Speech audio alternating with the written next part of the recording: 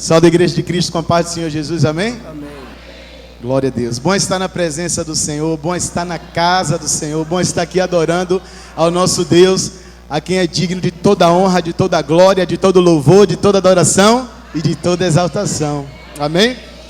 E eu creio que o Senhor ele tem uma palavra ao nosso coração nessa noite. Eu creio que o Senhor ele falará ao nosso coração em nome de Jesus. Amém? Vamos abrir a nossa Bíblia no livro de Mateus, capítulo 9, a partir do versículo 1, dando continuidade à exposição do livro de Mateus, que já está sendo feita aqui na igreja.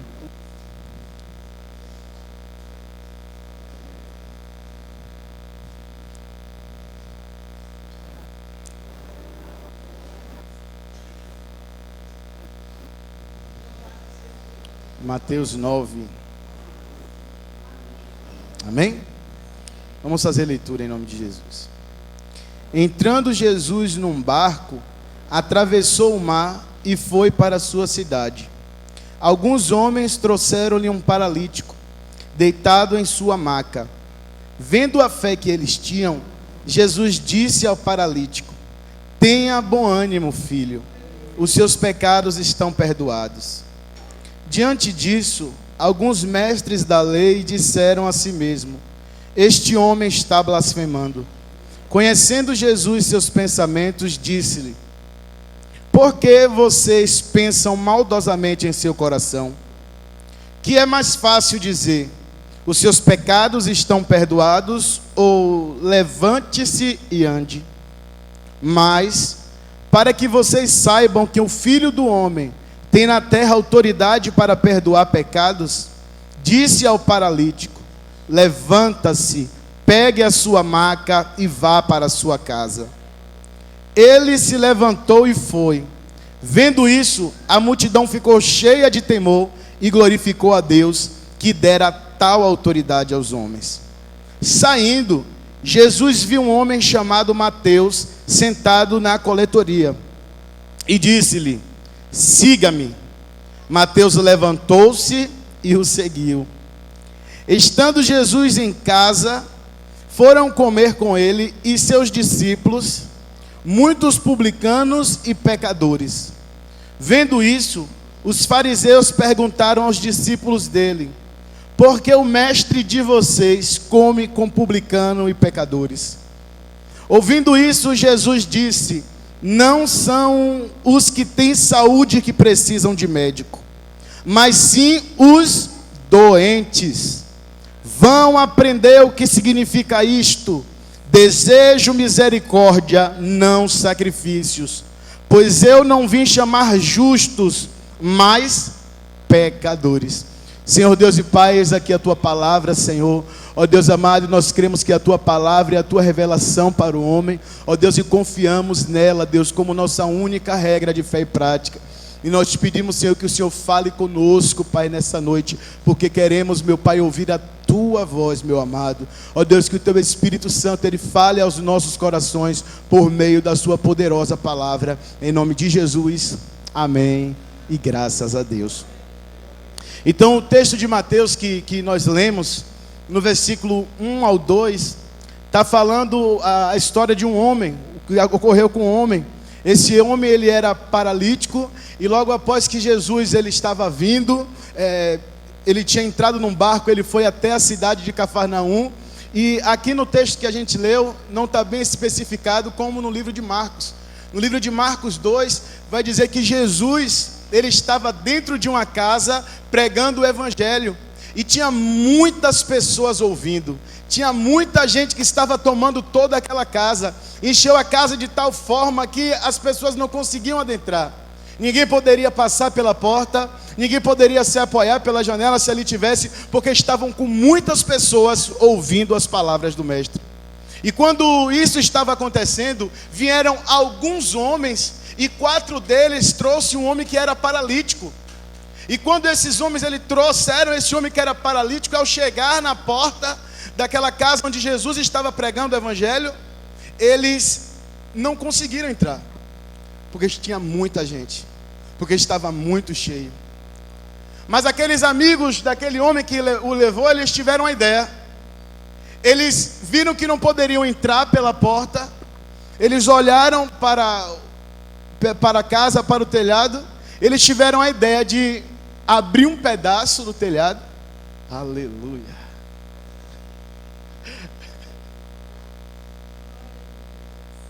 Isso é do pastor, é unção aqui. Então eles tiveram a ideia de abrir o telhado e levar aquele homem na maca, amarrar por cordas e descer até os pés de Jesus. E a Bíblia diz que Jesus, vendo a fé daqueles homens, ou seja, vendo a esperança naqueles homens que cria que ele era poderoso para curar, ele vira para o paralítico e diz: filho, perdoados estão os teus pecados. E quando ele fala isso, os fariseus, os escribas, eles começaram a murmurar dentro de si. E eles diziam: mas quem é esse que blasfema dentro de si, dizendo que pode perdoar pecados, mas quem perdoa pecados não é somente Deus? E Jesus, irmãos, que é onisciente, que conhece todas as coisas, que conhece o que passa na nossa mente e no nosso coração, ainda que a nossa boca não fale, Ele conhece o íntimo do nosso ser. Ele, conhecendo o que se passava na mente daqueles homens, Ele disse: porque acaçoais em vosso coração, ou porque murmurais em vossos corações desse modo? Eles achavam que Jesus estava blasfemando, porque ele se falava como Deus, e só Deus poderia perdoar pecados. Só que eles não conseguiam ver Jesus como Deus. Nós observamos que naquela casa tinham muitas pessoas. Tinham pessoas que estavam ali porque queriam ouvir as palavras de Jesus. Tinham pessoas ali porque sabiam que Jesus fazia milagres e estavam querendo receber milagres. Mas também haviam pessoas ali que estavam querendo saber quem era Ele, querendo pegar em alguma falha, sondando quem é este homem que estava operando milagres sobre toda a região. E eles falando isso, e Deus conhecendo o seu coração, Ele revelou que estava dentro dele, sem ele dizer uma palavra. Isso aqui nós vimos nos versículos 3 ao 4. Quando eles, diante disso, alguns mestres da lei disseram a si mesmo: este homem está blasfemando. E conhecendo Jesus seus pensamentos, disse-lhe: por que vocês pensam maldosamente em seu coração? E ele faz uma pergunta: que é mais fácil dizer, os seus pecados estão perdoados, ou levante-se e ande? Ele lança essa pergunta, e sem que haja uma resposta daqueles homens, mais uma vez ele se direciona ao paralítico, e ele diz: filho, para que aqui todos saibam que o Filho do Homem tem poder para perdoar pecados e para curar, eu digo a você: levanta, toma a tua cama e anda. Veja que aquele homem chegou carregado pelos seus amigos. Os seus amigos criaram uma expectativa de que ele seria curado, mas uma expectativa verdadeira. Eles tiveram fé, eles creram no seu íntimo que Jesus poderia curá-lo. E Jesus contemplou isso também, a ponto do texto dizer que Jesus viu a sua fé. Mas Jesus tratou da prioridade do homem. E a prioridade de Deus não é a nossa prioridade. Muitas vezes o nosso coração se enche de fé, nosso coração se enche de esperança, nosso coração até confia, mas nós direcionamos a nossa fé em algo, e a prioridade de Deus não é o que nós queremos, mas é primeiramente o que Ele quer fazer conosco.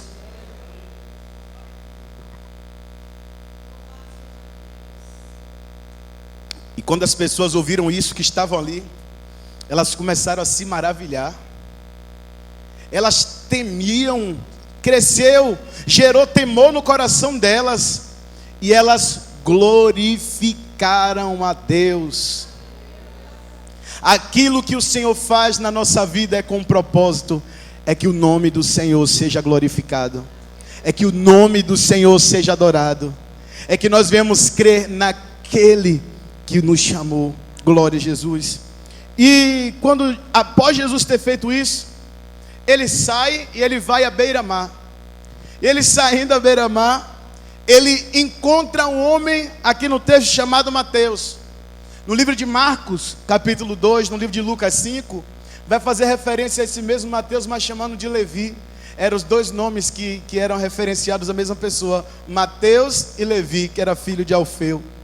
E esse homem, ele era um publicano, ele era um cobrador de impostos, e ele estava ali na coleteria, sentado, que era uma espécie de alfândega, onde as pessoas iam ali para entregar seus impostos, onde todas as pessoas teriam que passar, né? Cafarnaum era uma cidade grande, era uma das maiores cidades portuárias, então provavelmente muito obrigado, Deus abençoe, sem devolução. Era uma cidade portuária, então tinha muitos impostos que eram cobrados ali. E quem era cobrador de imposto, quem era considerado assim, publicano, ele era mal visto por toda a sociedade. Mas Jesus, quando ele passou por aquele homem, ele disse apenas uma coisa: segue-me. E ele deixou tudo e seguiu a Jesus. E quando ele deixa tudo e segue a Jesus, aqui também na narrativa do texto de Mateus, não está tão claro como no livro de Lucas. Mas no livro de Lucas está mais claro essa mesma passagem, detalhe, a mesma narrativa, mas com mais riqueza de detalhes. Quando Jesus ele chama Levi, chama Mateus, o convida para ser o seu discípulo, ele prontamente ele segue. E por isso ele faz um banquete e convida Jesus para ir à sua casa.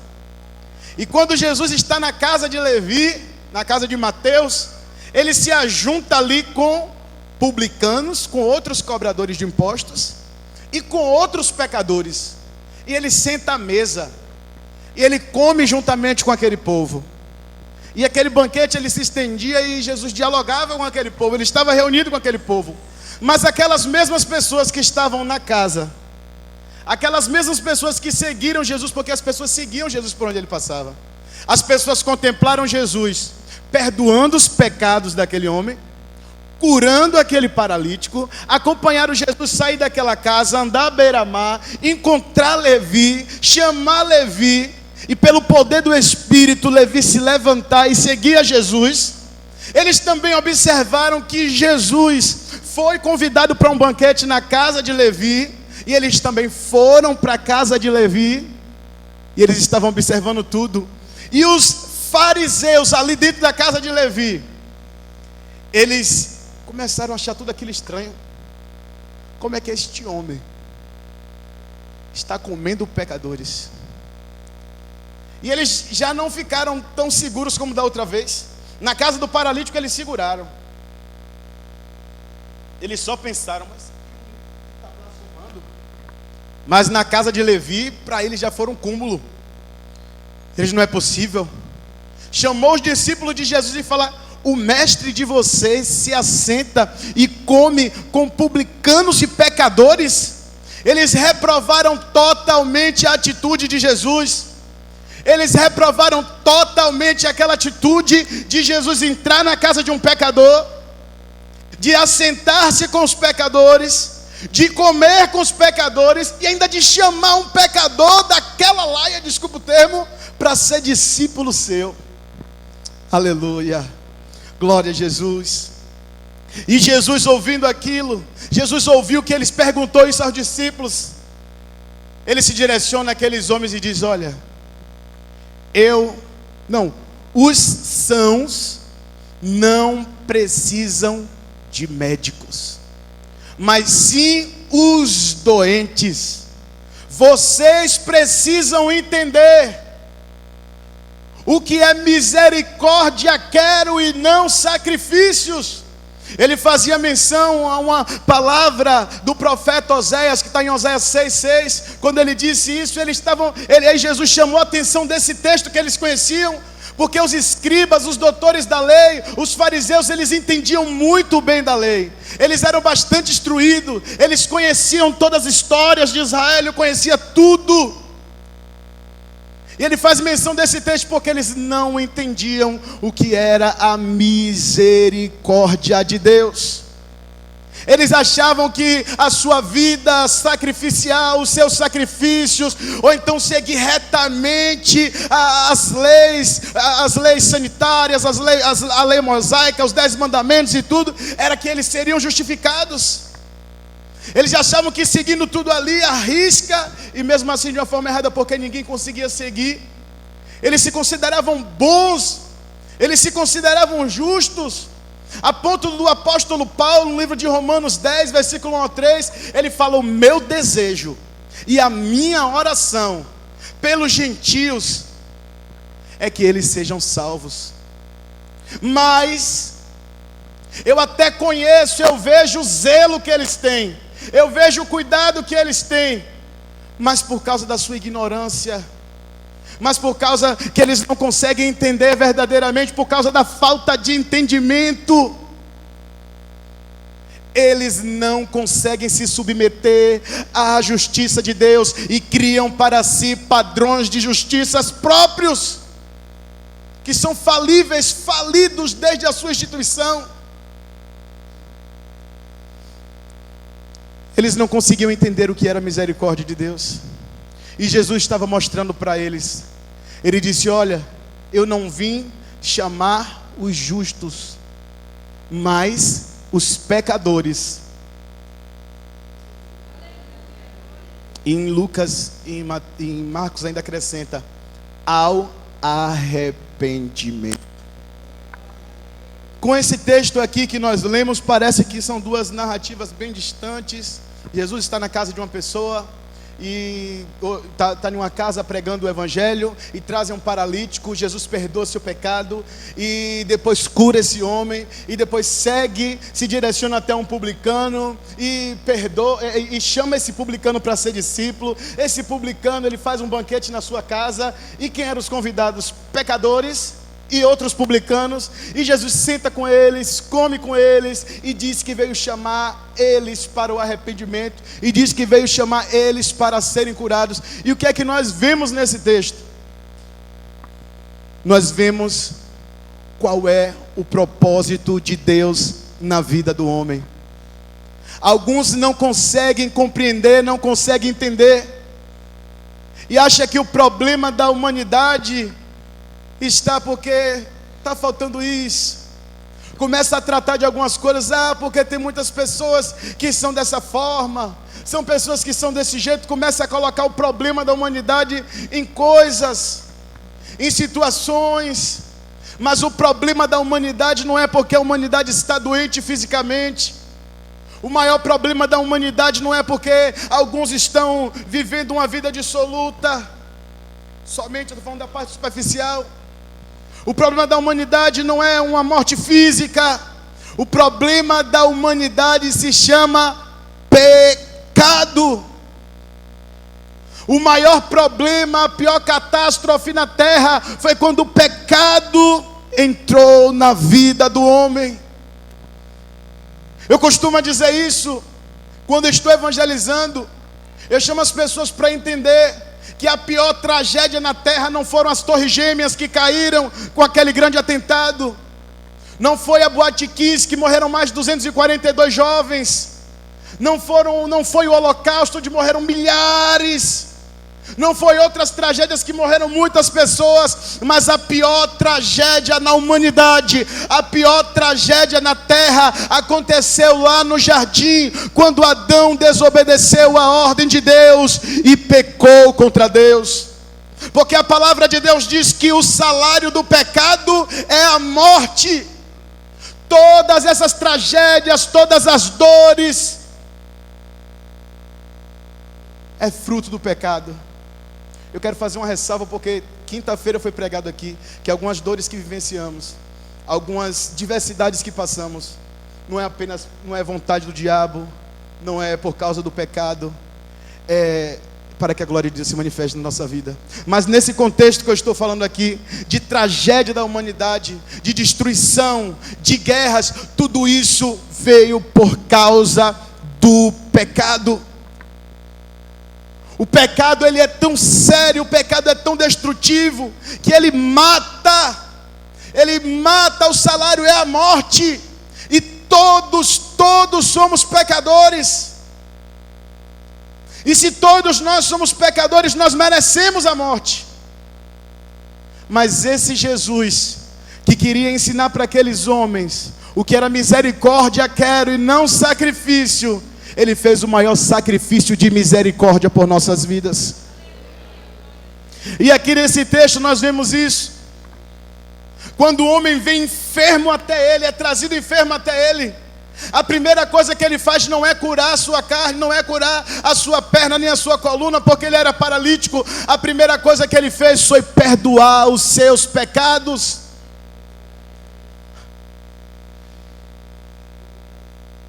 Tem muitas pessoas, muitos cristãos que ainda não conseguiram compreender a gravidade do pecado.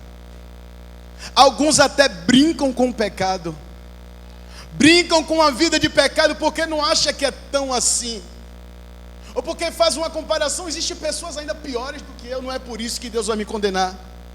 Mas o pecado é algo sério, o pecado é algo que gera morte, e foi os nossos pecados, por causa dos nossos pecados, que Jesus morreu para nos perdoar e nos dar a salvação. E Jesus cura o pecado deste homem. E Jesus chama um pecador que era mal visto, um pecador que era excluído, as pessoas não queriam ter contato com ele. Por quê? Porque todos os todos os publicanos, eles cobravam impostos altíssimos. A maioria, na sua maioria, eram homens corruptos, a ponto de um publicano, eu estava estudando, vi essa informação, um publicano, ele nem poderia, ele não tinha autorização de testemunhar em juízo se fosse levado a um tribunal, porque a sua palavra não era uma palavra de confiança. Para você ver o grau. Mas Jesus olha para aquele homem e chama para ser o seu discípulo. E ele largou tudo que ele tinha e seguiu a Jesus. Largar tudo significa muita coisa. E quando a gente olha a situação de Levi, Mateus, a gente olha a vida do homem, do paralítico de Cafarnaum, e de todos aqueles outros que estavam ali com Jesus, a gente vê que todos eram pecadores, e que todos precisavam de um médico, e que nas três situações, o médico dos médicos estava ali. Só que juntamente com eles havia outras pessoas, só que essas pessoas se consideravam justas, e elas não queriam nem se achegar a Jesus. Por quê? Porque elas achavam que não precisavam. E tem muitos que pensam dessa forma. Você acredita que tem pessoas em nosso meio que não entendem isso? E elas oram, tem esposas que oram para que seu marido se converta. Eu vou lhe dizer, não é nem porque elas entendem a gravidade do pecado, é porque ela somente quer que ele saia da vida que está vivendo. Tem pessoas que até se dizem assim: apenas se ele largar a bebida está bom demais, se ele largar a mulher já está bom demais. Só que essa não é a prioridade de Deus apenas. Ele quer salvar o seu marido, Ele quer salvar o seu filho, Ele quer salvar, aleluia, os pecadores. Tem pessoas que não conseguem identificar isso a ponto de mães, de elas ver seus filhos. Tem mães que falam: mas meu filho está bem, meu filho está estudando, meu filho está fora, meu filho está fazendo uma coisa. Não está na presença de Deus, mas só o fato de estar bem aparentemente, então ele não precisa, ele não está doente. A gente só consegue observar e enxergar a doença como os fariseus. Alguns que são publicanos e pecadores aos meus olhos, esses precisam. O filho da vizinha precisa, porque ali, minha filha, está está em tal situação. Mas meu filho não, meu filho está bem, né? Eu peço que Deus guarde. Mas o problema dele não é físico. Talvez o seu filho, graças a Deus, esteja muito bem de saúde, esteja estudando, esteja trabalhando, mas o seu filho é pecador. O salário de pecador é a morte. E Jesus quer salvar o seu filho da condenação. Jesus quer salvar o seu marido da condenação. E não importa a situação que ele esteja, Ele é poderoso para salvar.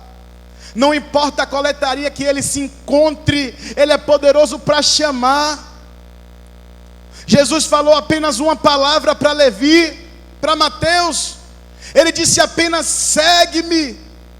Basta uma palavra do nosso Senhor na vida do seu familiar, na vida de algum vizinho seu que está perdido. Basta ele dizer: segue-me, e ele virá, irmão. Sabe por quê? Porque ninguém pode resistir ao chamado do Senhor. Ele pode resistir ao seu chamado, à sua maneira de falar, mas ao chamado de Deus.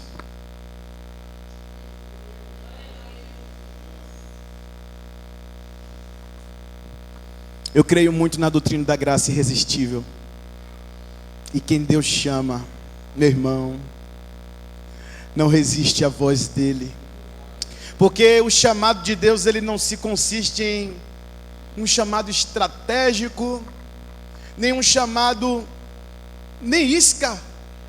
Algumas pessoas dizem: vou fazer uma isca, mas não é na isca, não tem nada disso. É pelo poder do Espírito Santo.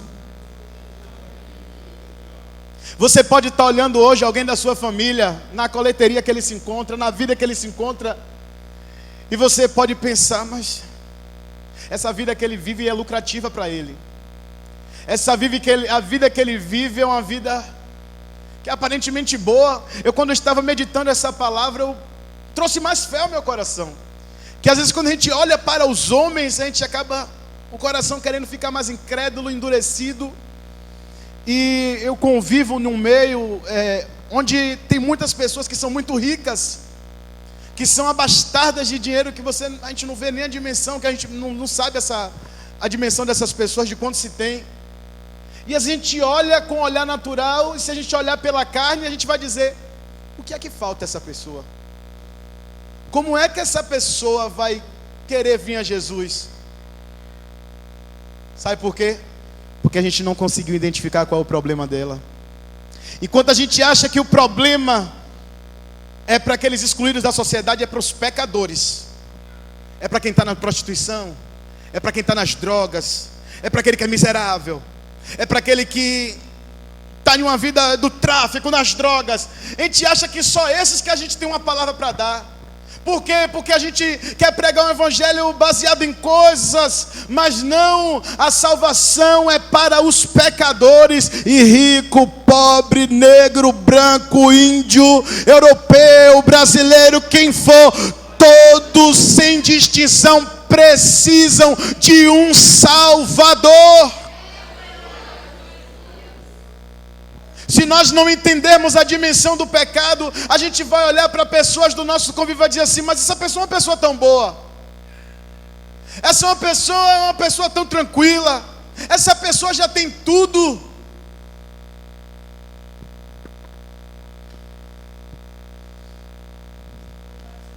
Não tem tudo. A Bíblia diz: quem tem um filho tem a vida.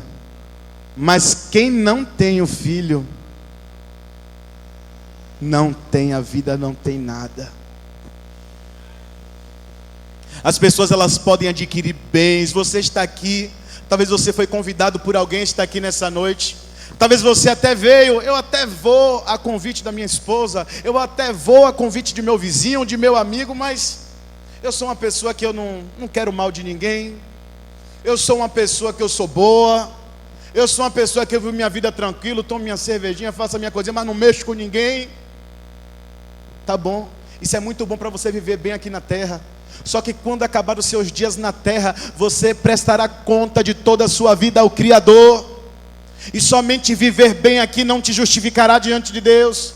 Somente estar bem aqui, viver a sua vida, não te dará salvação. Mas se você reconhecer que você é pecador, que você é doente, precisa ser tratado e salvo por Ele, Ele tem para você, além de uma cura, aleluia, para o seu pecado, que é o perdão, que é a justificação, Ele tem a salvação para você. Talvez muitos não se alegram nisso porque não entendem o que é a salvação. Talvez alguém preferia ouvir dizer que eu queria ir na sua igreja, e eu queria ouvir que alguém ia me dar um carro, ou que eu ia ser abençoado, ou que eu ia receber alguma coisa boa, ou então que eu ia receber uma palavra de vitória. Não existe maior vitória do que a que foi conquistada na cruz do Calvário. A nossa salvação é disso que você precisa. Talvez você não entenda, mas pelo fato de você ser pecador, você é considerado como doente. E eu quero te dizer, o médico dos médicos está aqui, e ele quer te curar desta doença, desta enfermidade chamada pecado, e ele quer te salvar. Aleluia! Assim como ele salvou um publicano, ele salva uma prostituta, ele salva alguém que está vivendo a sua vida comum. Ele salva uma mulher casada, mãe de filhos, mas que ainda não conhece esse Salvador. Ele salva qualquer homem sem distinção, porque Ele não faz acepção de pessoas. Mas, assim como aqueles homens tiveram que entender isso, você também precisa entender que Ele te chama para te salvar. Não existe bênção maior do que ter seus pecados perdoados. Irmãos, você sabe o que é isso que você tem? Seus pecados são perdoados. Você sabe a alegria de ter os pecados perdoados? Independente de quais sejam, de quais foram, ou de quais eu ainda cometerei, mas eu creio em Jesus, que Ele já nos perdoou na cruz do Calvário. Isso deveria te trazer grande alegria e ao mesmo tempo grande temor. Então nessa noite, entenda no seu íntimo que independente da condição que você vive hoje, você que ainda não é cristão, que você que ainda não se rendeu, não entendeu que é pecador, você precisa se arrepender dos seus pecados. Você precisa se arrepender para que você seja perdoado por Ele. E Ele nos chama ao arrependimento nessa noite. Aos que não são cristãos e aos que são cristãos, Ele nos chama também para algo que foi prezado aqui nesta manhã: a ter compaixão pelos perdidos. 4 amigos, o número é maior, mas quem carregou a maca foram 4. Eles tiveram compaixão da situação daquele paralítico, e eles trouxeram até Jesus. É necessário que a igreja tenha compaixão de quem está perdido e traga esta pessoa até Cristo.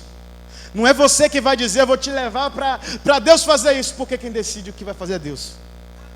Não é você que vai dizer: olha, venha para a minha igreja que você vai ser curado. Não, porque se você disser isso, Jesus vai trazer ela aqui e vai dizer assim: olha, você precisa ser liberto, você precisa confessar os seus pecados, você precisa se arrepender, porque a promessa que a gente faz, a gente não tem, na verdade, nós não temos esse poder de fazer promessa alguma.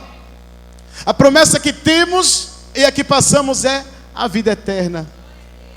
Mas Jesus, Ele tem poder para curar, e Ele tem poder para salvar. Então, seja canal de Deus na vida de outras pessoas. Traga pessoas até Cristo, para que elas sejam alcançadas pela graça salvadora. Não faça distinção de pessoas. Infelizmente tem muitos crentes que, como até foi dito aqui esta manhã, eles se tornaram religiosos, a ponto de humilhar outras pessoas. Tem pessoas que se consideram cristãos e eles se acham superiores a outras pessoas, a ponto de olhar alguém que está numa situação calamitosa e desprezar. Mas o sentimento que deve ter em nosso coração não é esse. Se a Bíblia diz que haja em nós o mesmo sentimento que houve em Cristo Jesus, para essa palavra eu quero te dizer, nós precisamos ter compaixão pelas vidas. Nós precisamos amar essas vidas e trazê-la para Cristo. Aqui hoje pela manhã, o pastor nos convidou a escolher uma pessoa, e nós vamos orar por essa pessoa, e nós vamos cuidar dessa pessoa, para que ela venha até o Senhor. E é necessário que o Senhor crie no nosso coração esse sentimento de compaixão. Não apenas ficar de longe, observar, ou até mesmo criticar, mas é de você ter compaixão tão profunda na sua alma, de você clamar, de você gemer, de você chorar por essa vida, para que o Senhor tenha misericórdia dele. Se ele quiser curar, cura. Se ele quiser salvar, que ele salva, porque ele é poderoso tanto para curar, tanto para salvar. Ele é um Deus que conhece a mente e o coração. Ele é um Deus que chama o pecador para ser seu discípulo. E você, quanto discípulo, você tem que seguir ao seu Senhor. E o seu Senhor, Ele teve compaixão dessas vidas. Então tenhamos também compaixão em nome de Jesus. Amém? Vamos nos colocar de pé em nome de Jesus.